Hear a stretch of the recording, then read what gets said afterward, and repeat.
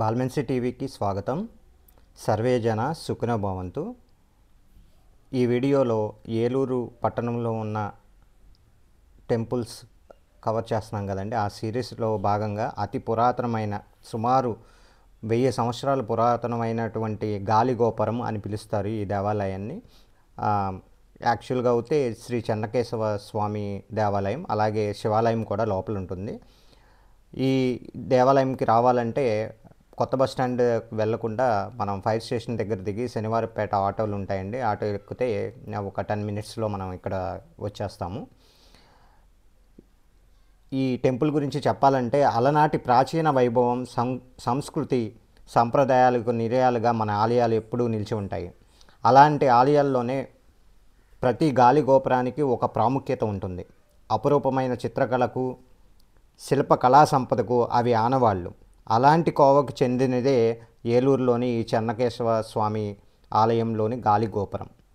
1000 ఏళ్ల చరిత్ర కలిగిన ఈ గాలిగోపురం చాళుక్యుల కాలం నాటి వైభవాన్ని ప్రతిబింబిస్తుంది.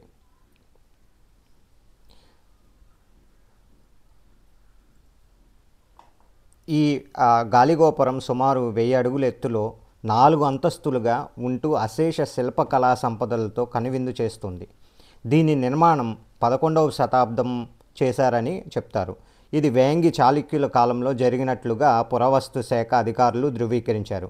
గోపురంపై ఆనాటి చాళుక్య రాజుల సంస్కృతి సంప్రదాయాలతో పాటు చాలా విగ్రహాలు ఉన్నాయి. అవేంటంటే రామాయణం, శ్రీరామ పట్టాభిషేకం, మహాభారతం, భాగవతం లాంటి పురాణ ఇతిహాసాలు, క్షీరసాగర మదనం, యక్షులు, గాంధర్వులు, కిన్నెరలు, కింపురుషులు, ఆల్వార్లు, ఋషులు, మునులు, వాత్సాయన కామసూత్రాలకు సంబంధించిన శిల్పాలు శాస్త్రీయంగా ఇక్కడ ఎంతో వైభవంగా ప్రాచీన వైభవానికి సంకేతంగా నిర్మించారు ఈ గాలిగోపురం పైన.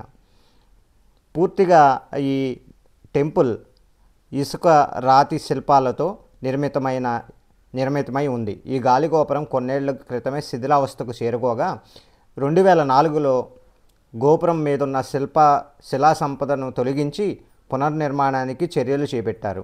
నగరానికి చెందిన సామాజిక కార్యకర్తలు అయ్యంగార్ చొరవతో అనేక పోరాటాల తర్వాత గోపురం వైభవం దెబ్బతినకుండా పాడైన వాటిని మాత్రమే తొలగించారు.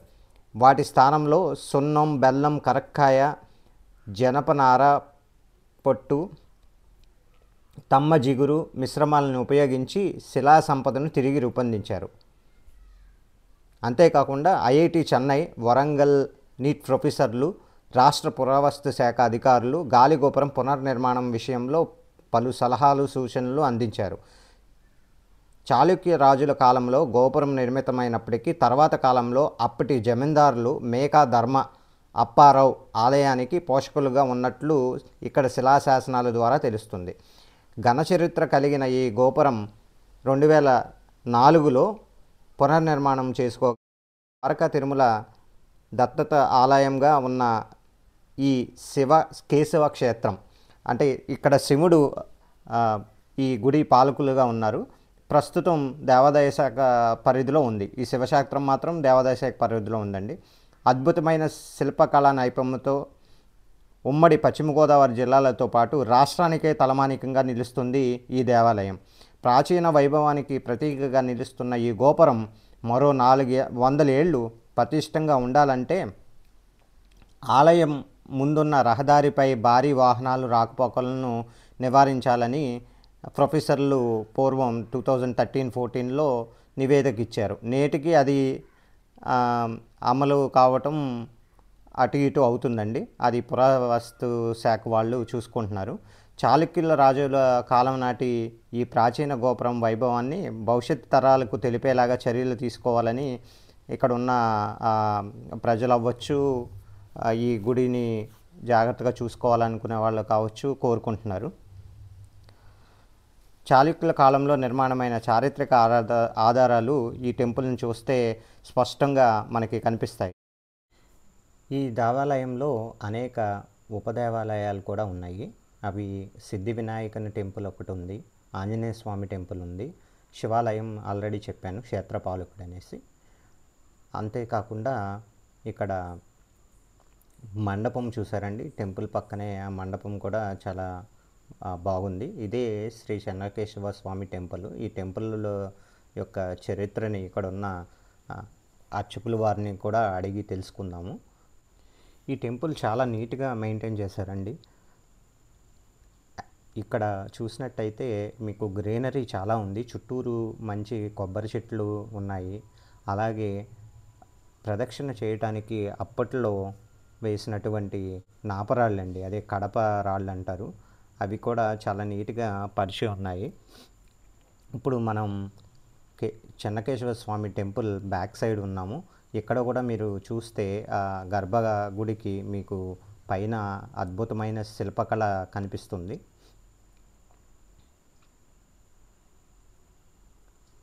నేను చెప్పాను కదండి, కొబ్బరి చెట్లు అలాగే కొన్ని పూల చెట్లు కూడా మీకు దర్శనమిస్తాయి. ఈ ఈ చిన్న చిన్న గుడిలో 6 గోపురాలు ఉన్నాయి కదండి, అంతా రాతితో తయారు చేసినవే, ద్రవిడియన్ ఆర్కిటెక్చర్ స్టైల్ లాగా కనిపిస్తున్నాయి. ఇక్కడ ఉన్న మండపం మరీ అంత హైట్గా ఏం లేదండి. అంటే ఆ టైంలో మరి టెంపుల్స్ చాళుక్యుల కాలంలో కొంచెం మరీ తమిళనాడులో కనిపించినట్టు వెరీ లాంగ్ ప్రహరీలు గట్రా లేవు, కొంచెం రీజనబుల్గా సైజులోనే ఉన్నాయి.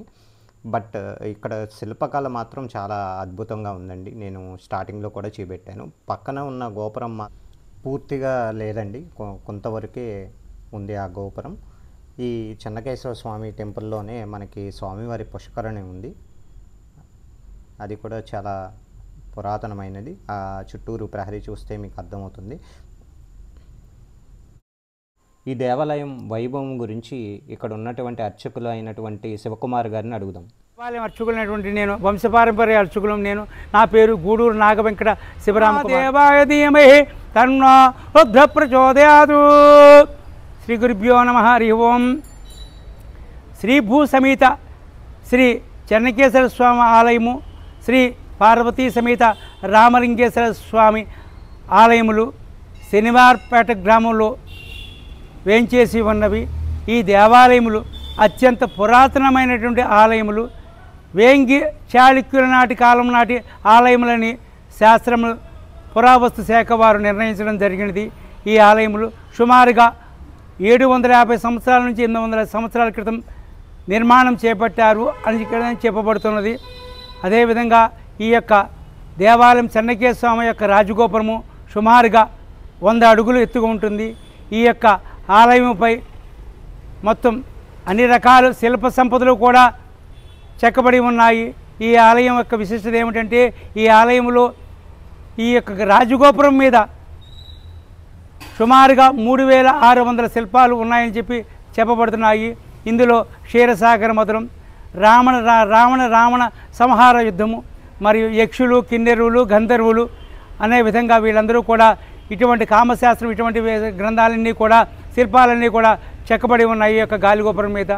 ఈ యొక్క గాలిగోపురం నిర్మాణం ఎంతో అతి సుందరంగా చేయబడినది. ఈ యొక్క గాలిగోపురం విశిష్టత అది మన పశ్చిమ గోదావరి జిల్లాలో తలమానికమై ఉన్నది ఈ ఆలయము. అదేవిధంగా ఈ యొక్క ఆలయాన్ని 2004 సంవత్సరంలో శ్రీ ద్వారకాతిరుమల దేవస్థానం వారు దత్తత తీసుకున్నారు. అప్పటి నుంచి కూడా ఈ యొక్క దేవాలయం అభివృద్ధి పథంలో నడపబడుతున్నది. అదేవిధంగా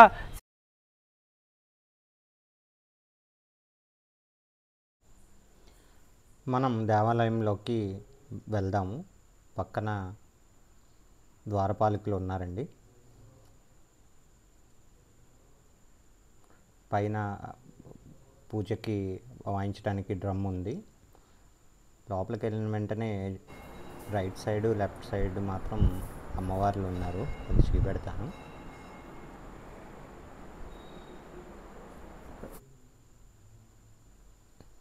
లోపల ముందర కనిపిస్తున్న విగ్రహం స్వామివారు వెలిసినారు. వెనకాల చెన్నకేశ్వర స్వామి, శ్రీదేవి, భూదేవి సమేత ప్రతిమలు ఉన్నాయి. చాలా నీట్గా అలంకరించారండి దేవతామూర్తులని. అలాగే గుడిలోనే ఆల్వార్ల విగ్రహాలు కూడా ఉన్నాయి. లెఫ్ట్ సైడ్ శ్రీ రాజ్యలక్ష్మీదేవి అమ్మవారు కొలువై ఉన్నారు.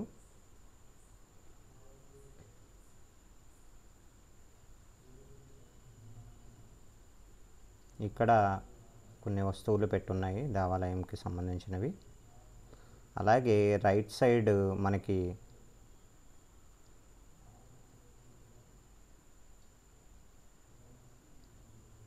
శ్రీ గోదాదేవి అమ్మవారు కొలువైన ఉన్నారు.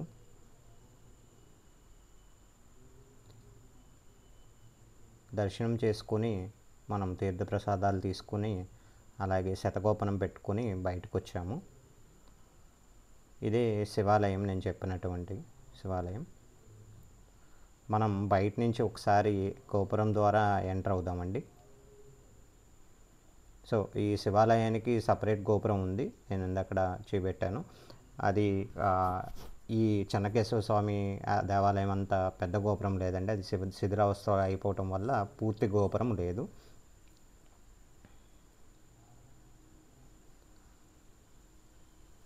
ఈ శివాలయం కూడా ఇంచుమించు 2 దేవాలయాలు ఒకేసారి కట్టినటువంటివి. ఈయన క్షేత్రపాలకుడు కింద ఉన్నారు. ఇది చిన్న దాసాంజనేయ స్వామి వారి దేవాలయం అండి, ఇది కూడా ఉపాలయమే. అలా మీకు కనిపిస్తున్నటువంటి దేవాలయం వచ్చేసి శ్రీ వరసిద్ధి వినాయకుని దేవాలయం. మనం ఈ దేవాలయం లోపలికి వెళ్ళి స్వామివారిని దర్శనం చేసుకుందాం ఒకసారి.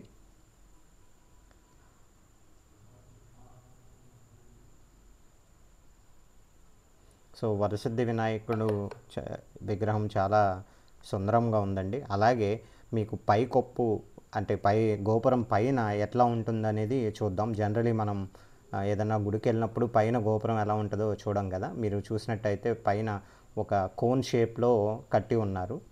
అది పురాతనమైన ఆర్కిటెక్చర్ అండి. ఇప్పుడైతే స్లాబ్ వేసేసి దాని మీద ఒక డిజైన్ తోటి కడుతున్నారు మోస్ట్లీ. అప్పట్లో ఈ ఆగమ శాస్త్రాన్ని ఫాలో అయ్యి ఈ దేవాలయాలన్నీ చాలా నీట్గా రాతితో కట్టేవాళ్ళు కాబట్టి ప్రతిదీ డీటెయిల్డ్గా కడుతూ ఉన్నారండి. ఒకసారి మనం ఈ శివాలయం చుట్టూరు కూడా ఒక ప్రదక్షిణ చేసుకుందాం. ఈ శివాలయం కూడా పూర్తిగా రాతితో నిర్మితమైనదేనండి. అలాగే ఈ శివాలయం పక్క నుంచి వెళ్తే నవగ్రహాలకి కూడా ఒక మండపం లాగా ఉంది. ఇదే నవగ్రహ దీపం మండపం. ఇట్లా మనకి ధ్వజస్తంభం గుండా స్వామివారిని దర్శించుకోవటానికి లోపలికి వెళ్దాం.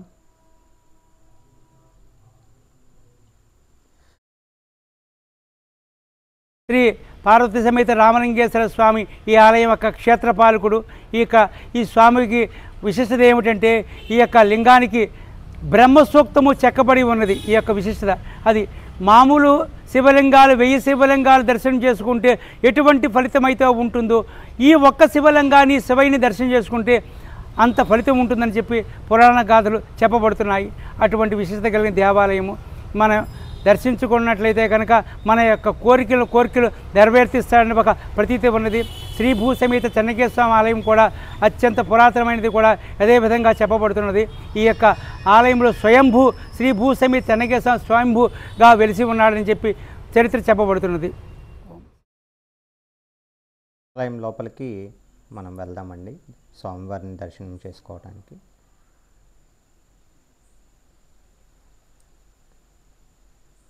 ఇక్కడ లోపల అమ్మవారితో పాటు శివుని విగ్రహం కూడా ఉంది.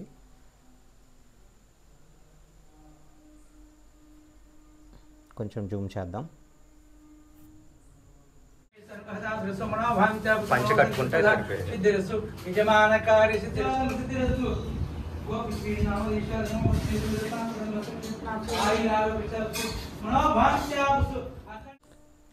శంభో శివశంకర శంభో శివశంకర. దర్శనం చాలా బాగా జరిగిందండి. మీరు ఏలూరు వెళ్ళినప్పుడు ఈ టెంపుల్ తప్పకుండా చూడండి.